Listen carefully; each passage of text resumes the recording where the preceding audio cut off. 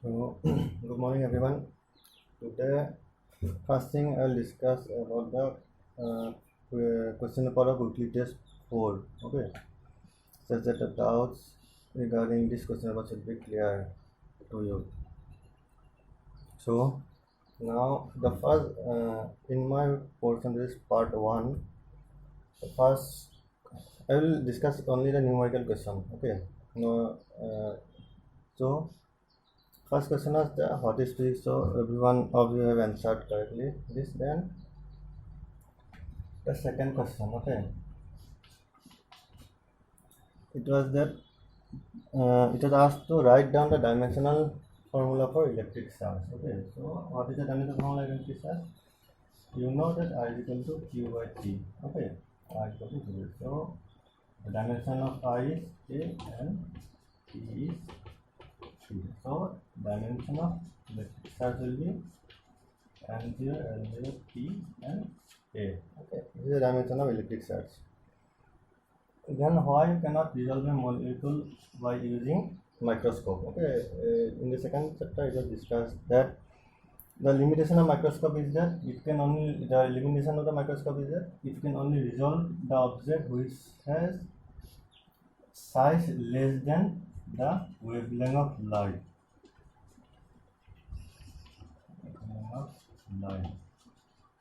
Microscope can only resolve or see object which has size. Where the size of the object is less than a wavelength of light. So what is the range of wavelength of light? It's nearly 400 nanometer to 800 nanometer. So apart from this range, microscope cannot be used to resolve an object or see any small thing. Okay, so what is the size of the molecule? Molecular size is nearly 10 to the power minus 8 to 10 to the power minus 10 nanometer. Okay, so if we sorry, it is meter. So if we convert into nanometer, so how much it will be? 10 to 100 nanometer. Okay, 10 to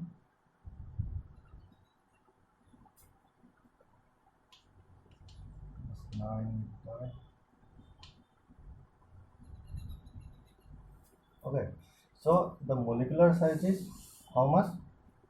Within 10 to 100 nanometer. So see, this is the range upon which we use microscope. Okay, the size of the object which falls in this range can be seen through microscope, but molecular size is 10 to 100 nanometer. So we cannot resolve an object by using microscope. So it is sorry, it is not 10 actually. It is 0.1 to 10 nanometer. Okay,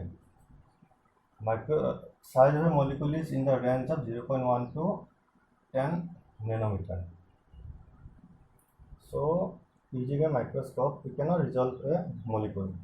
Okay, in this size is in this range. So next question is 1 Newton is equal how much dyne? So I derived in the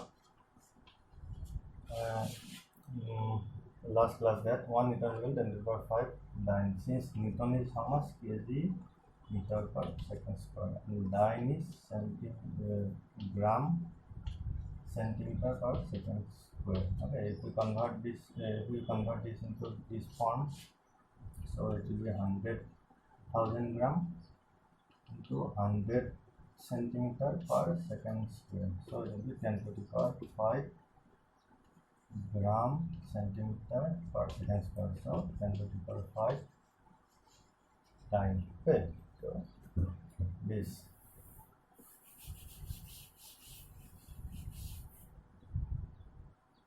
Now next question is who proposed the quantum model of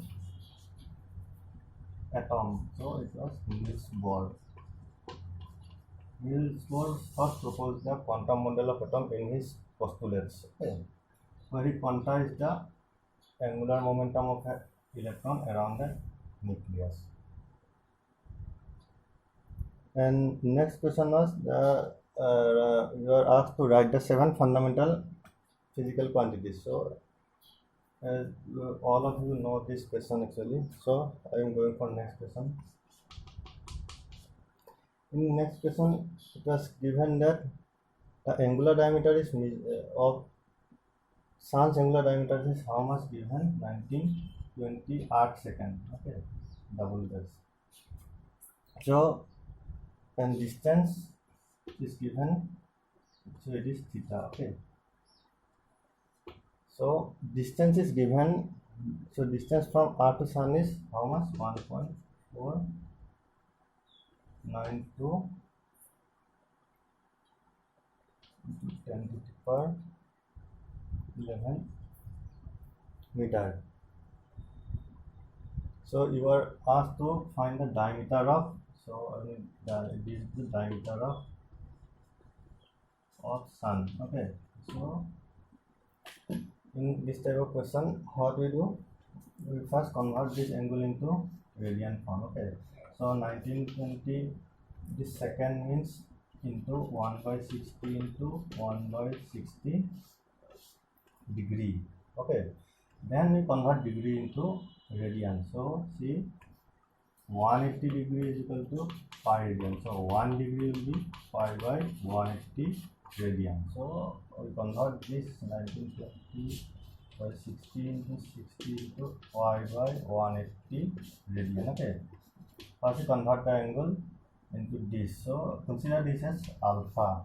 Okay, so in my formula about the calculating diameter in the parallax next thing we discuss after parallax method, what the formula is, what alpha is equal to, so formula is that g is equal to alpha, small d is the diameter of the planet and alpha is the angle subtended on from by telescope from the diametrically. So see, this was the thing. Suppose this is the star or star distance that you are observing this from Earth. Okay, so first what we do, observe the two diametrically opposite points of that star, or in this case it is Sun. Okay, you observe two diametrically opposite point of the Sun from a point on Earth. Okay, and what you measure, you measure the direction or observation, and from this direction or observation you calculate the what is alpha, what is the angle between your observation and what you have observed, two diametrical opposite point of the Sun. So what you get, so this alpha, and you know what is d, distance of Sun to Earth. This is Sun, this is Earth. Okay, so from here what we get, alpha will be how much, alpha is equal, so suppose d, small d is the diameter of Sun, so small alpha is equal to how much, d by d. So from here how much there will be diameter, d is equal to d into alpha. Okay, so this is the simple relation. So in the relation what we know, alpha. Okay, this is alpha into pi into 180 radian actually. Alpha is into pi by 180 from this pi by 1. Okay, alpha is this much. You know capital D is equal to this. Okay, so you have to calculate the small d, which is diameter of Sun. So you have to just multiply this term into this term. So what will be the result? This is the diameter of Sun. Now next question was that we are also find the significant figures. Okay, significant figures of 5060, then 0.0091, and 2.020. Okay, see, in the second chapter a very important thing is how to find the significant figures. Okay, so you have to focus on this and make your doubts clear about the finding significant figures. Okay, in significant figures, the problem arises when 0 appears. Okay, there are 5 rules discussed in the classes, earlier classes. So we have to remember that rules and how to you have to apply that rules. Okay, so in the first case, what is the significant number?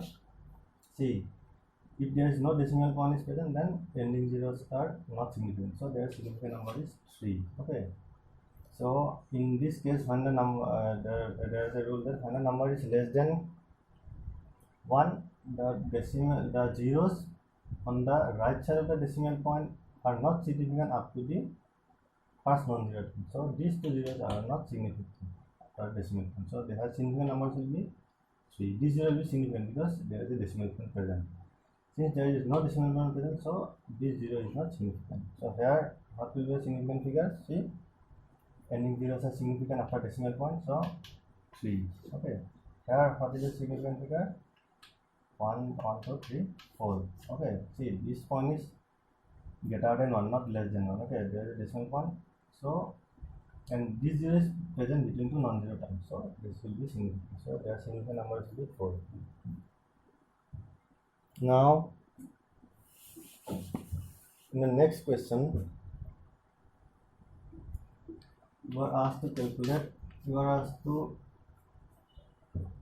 do arithmetic operation. Okay, 46.7 minus 10.04. Okay, so how we subtract this? So suppose you consider 70, so it will be 0.66 or 36. Okay, see, there is a rule that in case of addition and subtraction, in case of when you deal with significant figure, in case of addition and subtraction, what do you see? We see the least decimal point. Okay, see here least decimal point is number of decimal point is 2. Here decimal point is 1. Here decimal point is 2. So the answer must contain as much decimal point. The answer must contain the number of decimal point in the answer should be equal to the least decimal point of the number. So here least decimal point is 1, so we have to make the answer to 1 decimal point by rounding it off. Okay, so see, 1 decimal point is 6, this second decimal point is greater than 5, so we round it off as 6.7. So this is the answer of this subtraction. So next I was you were asked to do this division by regarding the significant rules or by following the rules of significant figures. 26 into 10 to the power. So if you calculate this on your calculator, so how much it will be? 0.00053. Okay, 538. Okay, this is the, and there will be some more term. So this will be the answer. See, in case of multiplication and division, what we go for? We go for the least significant figure. Okay, of the among the terms. Okay, so what is the least significant figure? So both is significant number in both cases, or both these two numbers is how much significant figure? 2. Of both of this number is 2. So we have to make the answer up to 2 significant figure. We have to make this answer up to 2 significant figure. Okay, see. So see how we do that. We do that. See, these 3 zeros are not significant. So and these 2 terms will be significant. So we have to round it off on this. So answer will be 0.00053. It is get preceding if the number is greater than 5, so we have wanted to preceding one 4. Okay, or simply you can write it another form, that 5.4 into 10 to the power minus 4. Okay, so this is the answer. Both of them are correct. Okay, here the significant number is 2, here also significant number is 2. Okay, so both of the two forms are correct. So is the answer. So now next question asks that you are asked to calculate the error. Okay. So given that voltage was given that 100 plus minus 2 and current was given, it is volt, and current was given 10 plus minus 0.5. Okay, so ampere. So you are asked to calculate the percentage error in resistance.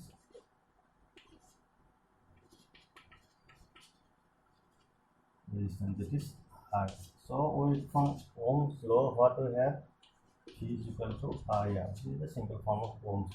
So R will be how much? V by L. Okay. So V is an I. Okay.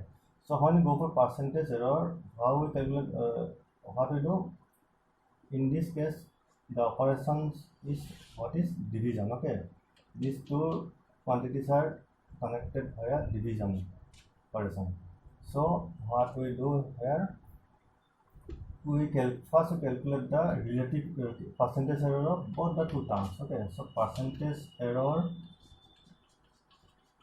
of V, how much it will be? See, how we calculate percentage error term by the original term into 100%. So with 2% error in voltage, and percentage error in current, it will be 0.5 into 10 into 100%. So how much it will be? 30%. Okay. So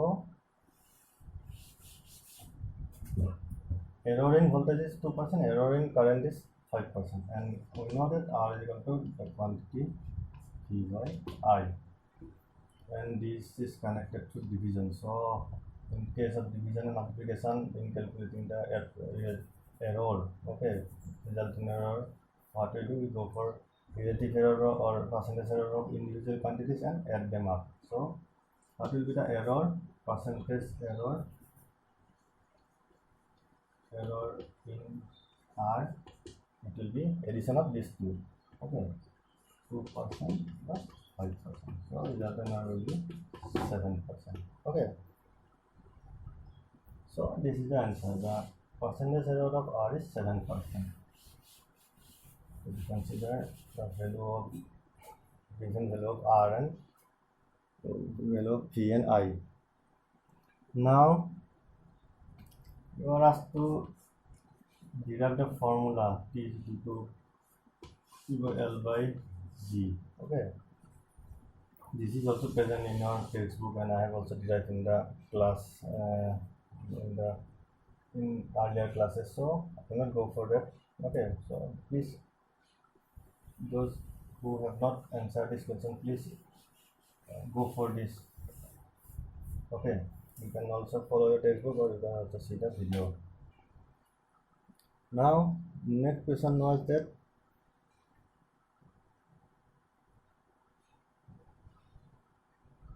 in the next question you are given some data. Okay, and what data? It is the data you are given some results of some 5 observations. Okay, what was that? The time period of a simple pendulum. What are the results of observations? Time periods just given 2.63, then 2.56, 2.56, then 2.42, 2.42, 2.71, then 2.80. Okay, these are the 5 results or observations we have when you calculate the time period of a single pendulum. Okay, these are the answer of 5 observations. Okay, well, due to some, so both of so all of them are not uniform. Okay, so they contain some errors. Oh, okay, so here we have to find the absolute error. Okay, earlier cases we go for relative error and percentage error. Okay, now we go for the absolute error in this case. So in case of absolute error, what we do, we take the mean. Okay, we take all the 5 observations, 2.63 plus 2.56 plus 2.42 plus 2.71, 2.83. We go for the mean, okay, mean time period. Okay, this is the mean time period. So what is the mean time period? It will be 2.62 seconds. This is the mean time period. Now you have to measure the error in, so we consider this as, so this is the mean time period, okay, this second. So we consider this value to be nearly perfect. Okay, so now we have to go for the error term. For error term, what we do, we measure the value, how much what we go for next, what we go for, we go for the how much error each term contains. So if we go for the first term, this term, so minus 2.62. okay, what is the error in this term? So this will be 0.01 second. For the second term, 2.56 minus 2.6, it will be minus 0.06 second. And we go on and up to this term, okay, 2.80 minus 2.6, and what will be 0.18 second. Okay, we have, from here we have t is equal to mean value is equal to 2.62 second. Okay, this is the absolute time or absolute time period. Okay, or we have the error terms, okay, in regarding this observation value or this experimental value. Now what we do, we add the error terms, we take the mean of the error terms, okay, and for this what we do, we take only the magnitude, okay, we only the magnitude, okay. So what this will be 0.1, the error terms 0.06 plus, see here we only taking the deviation, whether it may be exceed the original value or it is less than original value, it doesn't matter, we only take the magnitude, okay, or deviation, how much it is deviated from the original value, okay, or this mean value. So here we take the mean of this error, okay, 0 plus 0.09 plus 0.18 divided by 5, okay. So what is the mean of this error? So it is something del t is equal to 0.11 second, okay. So how we represent our final answer? Okay, so we represent time period as t plus minus del t. So 2.62 plus minus 0.11 second. Okay. So this is the, so this is the answer. Okay. So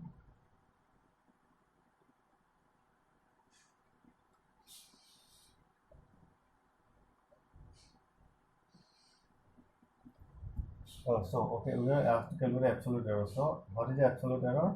This is 0.11 second. Okay, this is the answer. This is the answer of this question. This is the absolute error containing absolute error this term contains.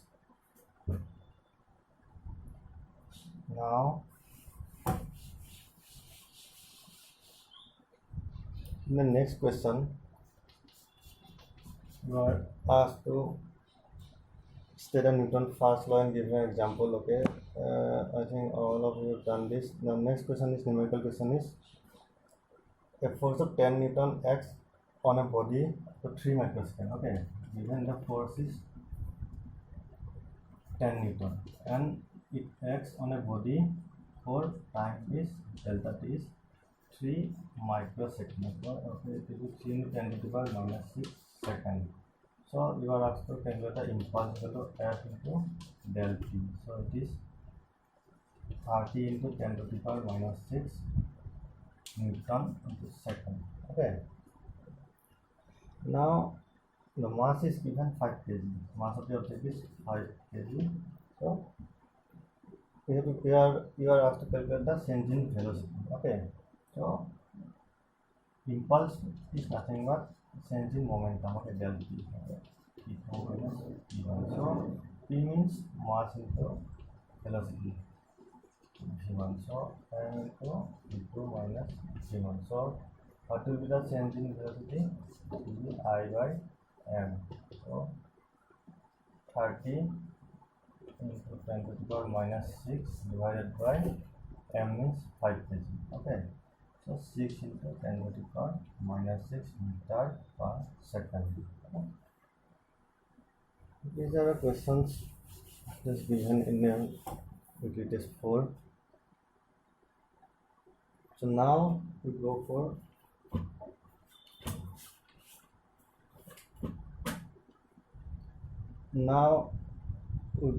the chapter number 5, what we are discussing. Next topic in the chapter number 5 is equilibrium of concurrent forces. Okay, up to in chapter number 5, what we have discussed first, we discussed about the first law, Newton's first law. Then, and this is the law of inertia. Okay, in the second law, what we discussed about the net external force which gives acceleration. Okay,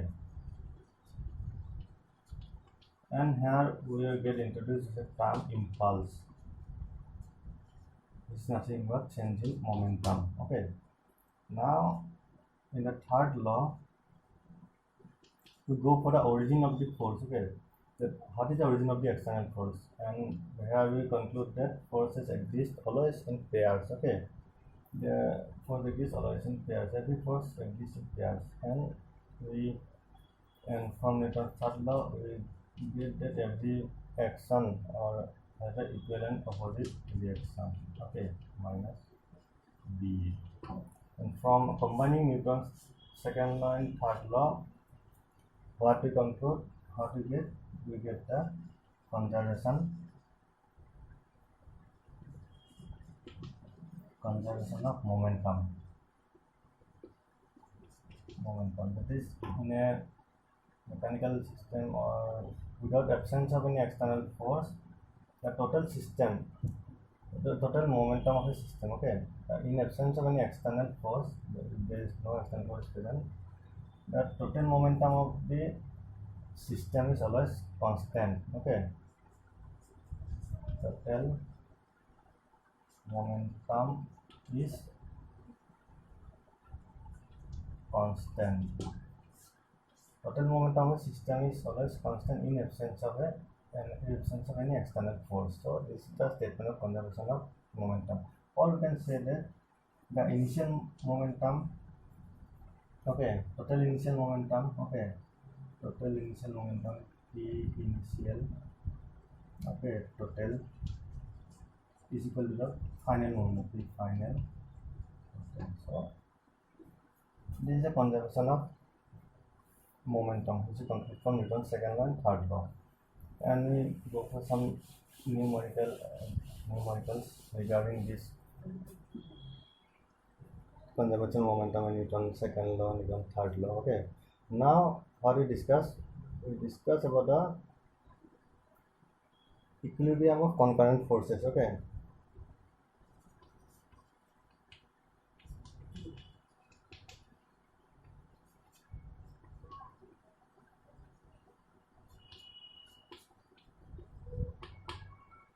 so what is concurrent forces? Okay, so concurrent forces is if number of more than one or number of forces acting on a point. If number of forces is acting on a point, then they are called concurrent forces. Okay, if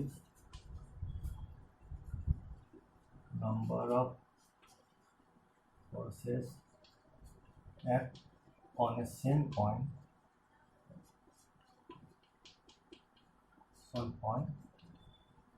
then they are called concurrent forces. Okay. if a number of forces act on the same point, then they are called concurrent forces. Suppose this is point O. Okay, suppose this is point O, and number of forces. Okay, F1, F2 in different direction, F3. Okay, X on this point. So F1, F2, and F3 are called concurrent forces. Or if this like this, suppose this. Okay, so F1, F2, F3. Okay, different in direction of, in this case the direction of forces are different, so they are called concurrent forces. All the F1, F2, and F3 are concurrent forces because they act on the same point. Okay, these are concurrent forces. So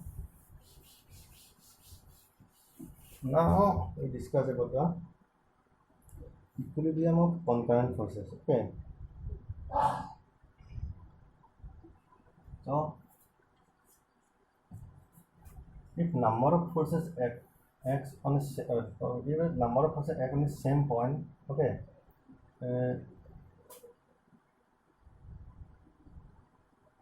so what is the equilibrium of concurrent forces? Okay, suppose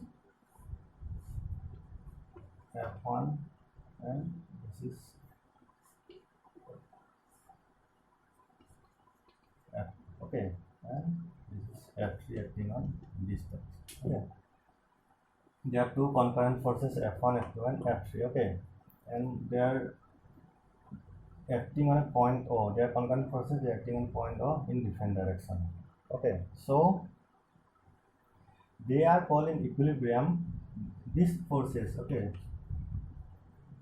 forces, the concurrent forces are said to be in equilibrium if net force on the body or point body is 0. Okay, so the concurrent forces are said to be in equilibrium if the net force on the body or say how you consider point is 0. Okay, so this is called the equilibrium. So if we see this example, so how we establish the equilibrium in this system or this arrangement of forces. So see, for equilibrium, this factor. Okay, for these three forces to be in equilibrium, what it should be? F1 plus F2 plus F3. Okay, the net force of these three must be 0. Okay, so we have to find the net force on the point O. The forces we have F1, F2, and F3 in different direction, and for the forces to be in equilibrium, the condition is the net force is 0. F1, F2, and F3 summation addition of F1, F2, F3 must be 0. So you have to find the resultant of F1, F2, and F3. Okay. So first of all, we calculate the resultant of F1 and F2. We consider these two first, F1 and F2. Okay. So for finding the resultant, what we do? In the parallelogram method, we draw a parallelogram, okay, like this, and we take the diagonal. Okay, this is the resultant of this F1 and this is the resultant of F1 plus F2. This is the resultant of F1 and F2. So this, okay.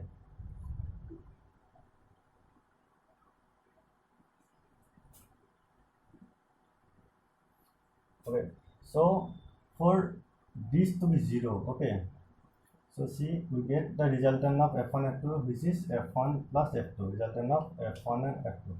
So to satisfy this condition, what it have to be?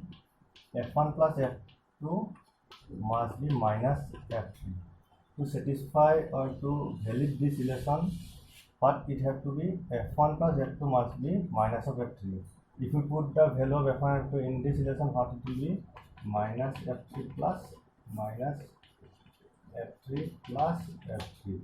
Okay, which should be 0. Okay, so these three forces will be in equilibrium. Okay, only if F1 and F2 is equal to minus of F3. Okay, so this is how we calculate the condition for equilibrium. Okay, so in this case, what will be the what is the condition for the three forces F1, F2 and F3 to be in equilibrium? It is F1 plus F2 must be equal to minus of F3.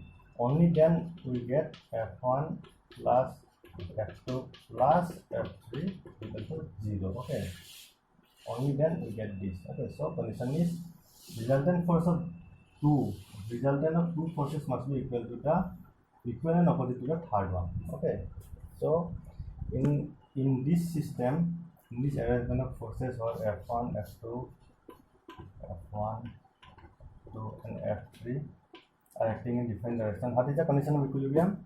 The condition of equilibrium is that resultant of the two forces, resultant of the two forces must be equal and opposite to the third one. Okay, only when these three forces will be, these three concurrent forces will be in the equilibrium. Okay, so this is the condition of equilibrium.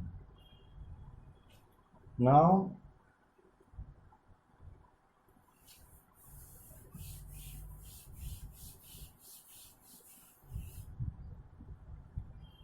in vector form, how we represent this?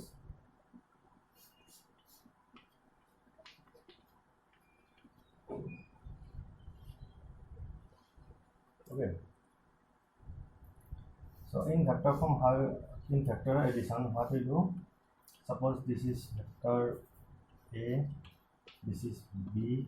Okay, so C will be in the not, it will not be in cyclic. Okay, C will be this. Okay, but in representing this equilibrium process, what we do?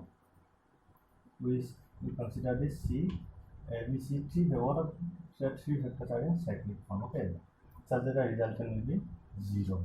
Okay, so this is how we represent this equilibrium forces. This is, suppose this is F1, this is F2, and F3 will be in this direction. Okay, for the three forces to be in equilibrium. Now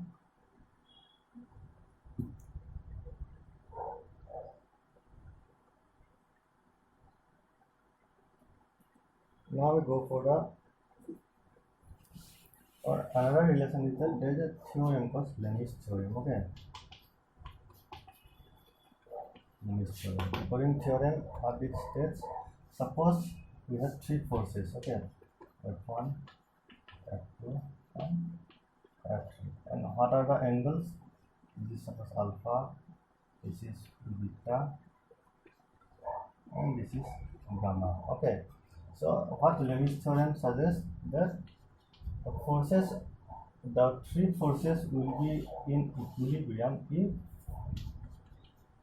the each force, okay, if each force is proportional to the angle made by the other two forces. Okay, so these two forces will be equilibrium only the sine of the other angle made by the sine of the angle made by the other two forces. Okay, so according to Lami's theorem, what is the theorem? F1 by sine alpha, F2 by sine beta, and F3 by sine. Okay, so what Lami's theorem suggests that three forces to be in are, or three forces will be in equilibrium. Okay, only if the force, if only if any force is proportional to this, any force F is proportional to the angle, sine of the angle between the other two forces. Okay, sine of the angle between two other two forces. Okay, sine alpha is proportional to sine alpha. So what Lami's theorem suggests that any force, three forces to be in equilibrium, for the three forces to be equilibrium, what would have to be? The any force, suppose F1, it should be proportional to the sine of the angle made by the upper two forces. So this is, so if we go for three forces, what will be this is, so this is the Lemi's theorem. Actually we have to find the what will be the angle between the three forces to be in equilibrium. Suppose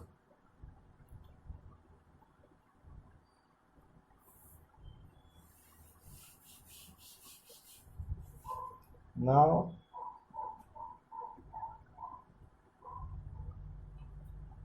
I go for the tension force. Okay, tensional force. So in case of string, okay, suppose a string is attached tension. Now we discuss the tension. Okay, tensional force and tension.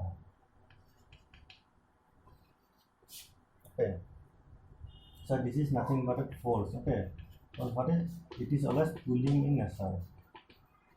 Tensional force is always pulling in nature, and it rises in string. Okay, it appears. Okay, appears in strings. Okay, tension, what is tension is nothing but a force, and this is always pulling in nature. Tensional force is pulling in nature, and it appears in strings. Okay, it always appears in strings or any rod, string or rod. Okay, rod, string. Okay, these type of things. So suppose I'm taking an example. Suppose a rope is attached to the wall. Okay, wall. So a string is attached to the wall. The rope is attached to the wall, and we are pulling it with a force F. Okay, we are pulling a rope which is attached to the wall with a force F. So what will be the tension in the rope? It will be equal to the force at which we are pulling. Okay, the tension in this case will be same as the force we are exerting to pull the rope, because tension is nothing but the pulling force. Okay, pulling in this pulling force. So okay, here the tension is equal to the force we are exerting to pull the rope. Okay, and it changes as F changes. Suppose initially it is F is equal to 15 Newton, so tension will also be 15 Newton. Okay, suppose in the meantime it changes to T is equal to 20 Newton, so F is 20 Newton, and T will be also 20 Newton. Okay, okay, it depends upon the force. It changes according to the force. Okay, now tension in every part of the spring. Okay, tension in every part of the spring is uniform. Okay, during the pull, tension in every part of the spring is uniform. Okay, during this pull, tension is uniform throughout the string or throughout the rope. Okay, now we consider another case. Suppose there are two masses. Okay, suppose there are two masses of different weight.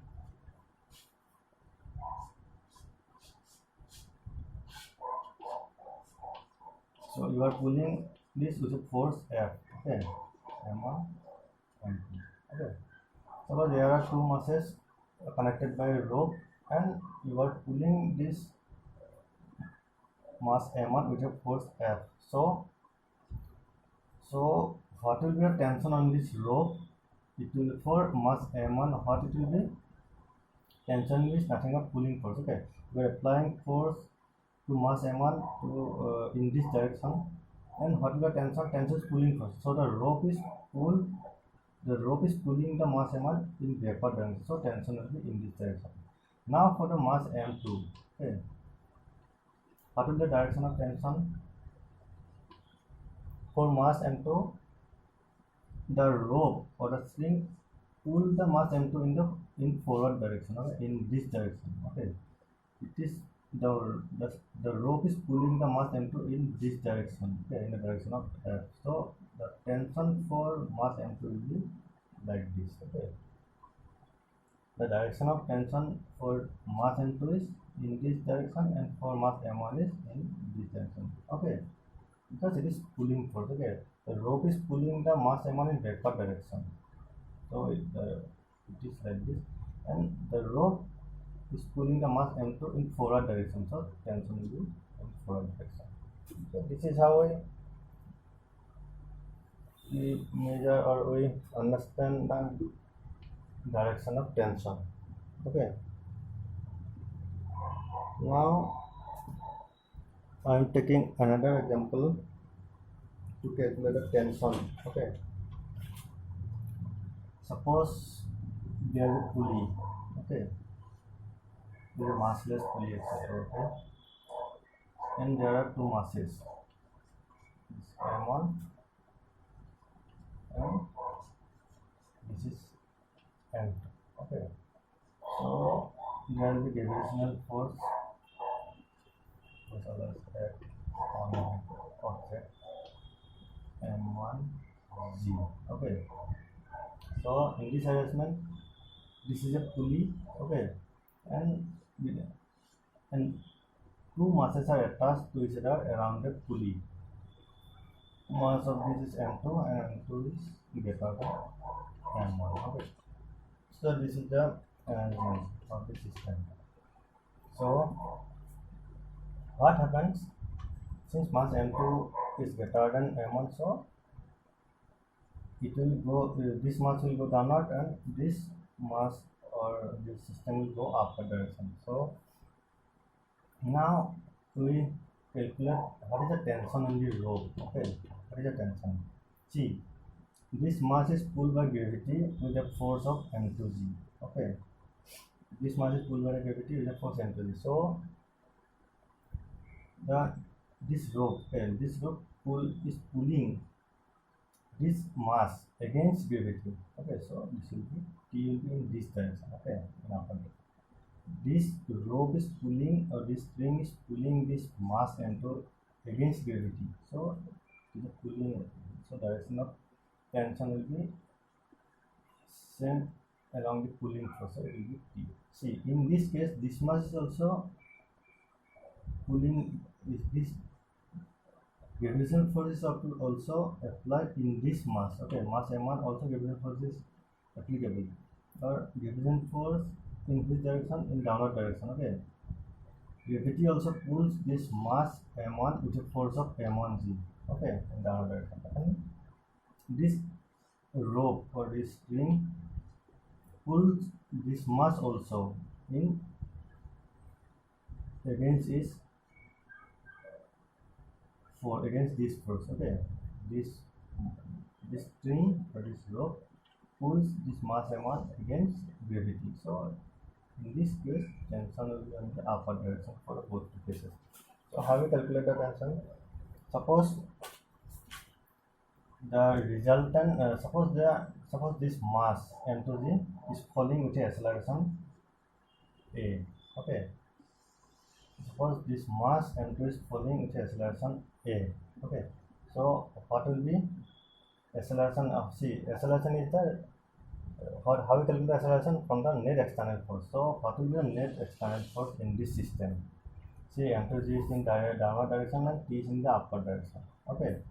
So since it is falling downward, so this must be greater than this. M2g is greater than, since it is falling downward, so M2g is greater than tension. So and net external force is how much? It is the, for net external force, what we get? We get the acceleration. So M2g minus T power with M2a. Consider this as 1. Now the second system, see, it is going upward. This body is going upward. Okay. So in this system, T is greater than M1g. So how we write this? So see, the acceleration of this body and this body will be same, but the direction will be opposite. This is going downward direction, this is in upward direction.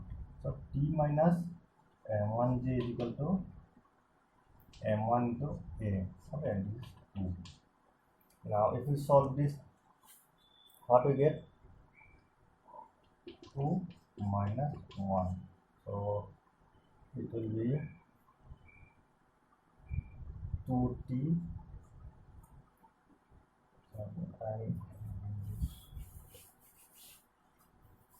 So if we solve this, 2 minus 1. So what it will be? 2t minus m2g minus t minus m1g, sorry, t minus m1g minus m2g plus t equal to m1g m1a minus m2a. Okay, now if we solve this, t y is t minus m1 plus m2 g, okay, equal to m1 minus m2 into a. Okay, so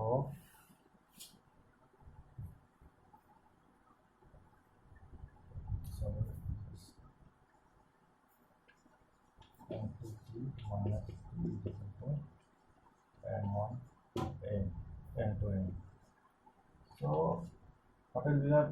So from this relation we can calculate the tension. Okay, if we know the acceleration at which it is falling, the two masses are the mass m2 is falling, and mass of each if you know the acceleration at which the mass 2 is falling, and if you know the mass m1 and m2, we can calculate the tension. Okay, so actually in this type of problem, what we do, we have to calculate the acceleration. Okay, so how we calculate the acceleration? Okay, this is for the calculating the tension. Okay, now actually in this type of question, what we do, we are given that m2g minus t is equal to m2a and t minus m1g is equal to m1a. Okay, so in this type of problem, we are normally asked to calculate the acceleration. What is the acceleration of the masses? So what we do, we simply add 1 and 2 to calculate the acceleration. So t will be cancelling both the cases. So m1 plus m2g, m1 plus m2 into g is equal to m1 plus m2, sorry, m1 minus m2g, okay, m2 minus m1g, minus m1g is equal to m1 plus m2 into a. So what will be the acceleration of the masses? m2 minus m1 by m1 plus m2 into g. Okay, see, in the first case, what we do, we calculate the tension. Okay, if we are provided the acceleration, if the acceleration of the body is provided, acceleration of the mass m2 is provided, then we can calculate the tension in the spring like this. Okay, from here we can easily calculate tension if you know mass m1 and m2. Okay, normally what happens, we are asked to calculate the acceleration. Okay, so how we calculate this? We add 1 and 2, so t will get cancelled. So this is m2 minus m1g equal to m1 plus m2g, and the acceleration will be m2 minus m1 by m1 plus m2 into g. Okay, so this is how we calculate the acceleration or the tension. But for calculating the tension, we have to the acceleration should be provided. Okay, or it should be calculated from this. Okay, so this is how we calculate the acceleration, and from this acceleration we calculate the tension. Okay,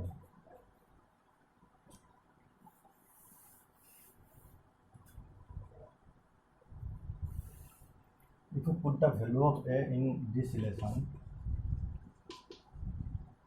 if you put the value of a in this relation,